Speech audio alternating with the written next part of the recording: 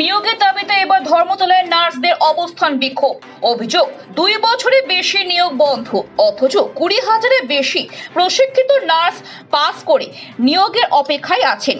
শেষ যাদের নিয়োগ করা হয় তাদেরকেও বিভিন্ন জায়গায় বদলি করা হয়েছে, ফলে হাসপাতালে ওয়ার্ডের নার্সদের ঘাটতি একই রয়ে গেছে। এরই প্রতিবাদে আজ দিনভর ধর্মতলায় রানী রাসমণি অ্যাভিনিউর নার্সেস কমিউনিটির তরফে অবস্থান বিক্ষোভ চলবে। এরপর স্বাস্থ্য ভবনে গিয়ে ডেপুটেশন দেওয়ার পরিকল্পনা আছে বিক্ষোভকারীদের।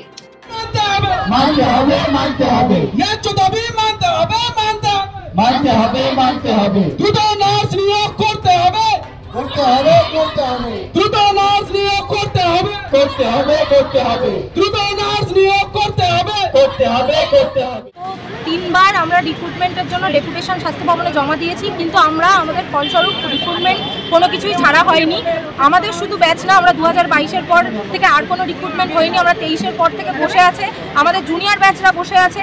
জুনিয়র ব্যাচরা প্রাইভেট হসপিটালে গিয়ে যখন সিভি দেওয়া হচ্ছে সেখানে নেই, তাদেরকে নিচ্ছে না, কারণ অলরেডি সেখানে বাইরে থেকে অনেক নার্সিং পড়ুয়ারা চলে এসছে, যার জন্য আমাদের রিক্রুটমেন্টের নিয়ে এত সমস্যা। এবং টার্সিয়ারি বিশেষ করে গ্রামীণ হাসপাতালগুলোতে আমরা দেখতে পাচ্ছি যেখানে স্টাফ সংখ্যা অনেক বেশি পরিমাণে দরকার, সেখানে সেইভাবে পরিষেবা আমরা দিতে পারছি না। আমরা অস্থায়ী পদে আমাদেরকে সরকার নিয়োগ করছে, স্থায়ী পদের তুলনায় 2 জনের টাকা দিয়ে একজনকে যদি একজনের টাকা দিয়ে যদি 2 থেকে 3 জন নার্স নিয়োগ করা যায়, তাহলে সেইভাবে সরকার চালাচ্ছে। আমাদের একটাই দাবি, আমাদের স্থায়ী পদে নিয়োগ করা হোক এবং স্টাফ নার্স গ্রেড 2 রিক্রুটমেন্ট যত তাড়াতাড়ি সম্ভব পাবলিশ করা হোক, এবং আমরা যাতে সবাই এখানে জোটবদ্ধ হয়েছি, আমরা আগামী দিনেও থাকবো। আমাদের এই আন্দোলন চলবে।